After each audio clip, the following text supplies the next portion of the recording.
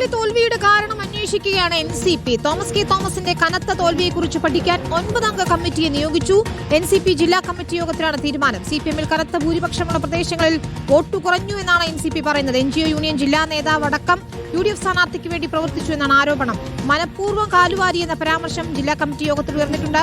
മനീഷ് മഹിബാലാണ് ചേരുന്നത്. മനീഷ്, എന്താണിപ്പോൾ സംഭവിച്ചതെന്നാണ് NCP നേതൃത്വത്തിന്റെ ഒരു വിലയിരുത്തൽ? ഇത് പതിറ്റാണ്ടുകളായി നിലവിൽ LDF ഭരിക്കുന്ന മണ്ഡലമാണ്. ആ മണ്ഡലം പക്ഷേ CPM NCP-യിൽ നിന്ന് ഏറ്റെടുക്കാനുള്ള ചില ശ്രമങ്ങൾ തെരഞ്ഞെടുപ്പിന് മുൻപ് നടന്നിരുന്നു. പക്ഷേ മുഖ്യമന്ത്രി പിണറായി വിജയൻ ഇടപെട്ടുകൊണ്ടാണ് ഘടകകക്ഷിയുടെ സീറ്റുകൾ എടുക്കുന്ന രീതി ചർച്ചകൾ ഇപ്പോൾ തുടങ്ങിയിട്ടില്ല. അതുകൊണ്ട് തന്നെ NCP ആ സീറ്റിൽ മത്സരിച്ചു. പക്ഷേ ഇവിടെ ഇപ്പോൾ സംശയിക്കുന്ന 22,000 വോട്ടുകളുടെ ഭൂരിപക്ഷത്തിലാണ് കേരള കോൺഗ്രസ് ജോസഫിന്റെ പ്രതിനിധി റെജി ചെറിയൻ ആ മണ്ഡലത്തിൽ ജയിച്ചത്.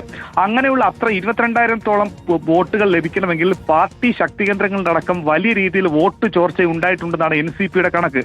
അതായത് വലിയ രീതിയിൽ CPM-ന് സ്വാധീനമുള്ള കൈനകരി പോലുള്ള സ്ഥലങ്ങളിലൊക്കെ തന്നെ വലിയ മെജോറിറ്റി വോട്ടുകൾ ലഭിച്ചിട്ടുള്ളത് UDF-നാണ്. അതെങ്ങനെ പോയി എന്നടക്കമുള്ള കാര്യത്തിൽ വലിയ സംശയം NCP-ക്കുണ്ട്. അതുകൊണ്ട് തന്നെ കുട്ടനാട്ടിൽ കാല് വാരിയോ എന്നുള്ള സംശയമാണ് NCP-ക്കുള്ളത്. NGO യൂണിയന്റെ ജില്ലാ നേതാവ് അടക്കമുള്ള ആളുകൾ UDF-ന് വേണ്ടി അവിടെ പണിയെടുത്തു തുടങ്ങിയിട്ടുള്ള കാര്യങ്ങൾ ഉണ്ട്. അതുകൊണ്ട് മനഃപൂർവ്വം കാലുവാരി എന്ന പരാമർശം ഇന്നലെ ജില്ലാ കമ്മിറ്റിയിൽ ഉയർന്ന പശ്ചാത്തലത്തിലാണ് അത് അന്വേഷിക്കാൻ വേണ്ടി ഒരു കമ്മിറ്റിയെ, അത് തോൽവിയെക്കുറിച്ച് പഠിക്കാൻ ഒരു 9 അംഗ കമ്മിറ്റി NCP ജില്ലാ നേതൃയോഗം ഇന്നലെ നിയോഗിച്ചത്. വിനീത.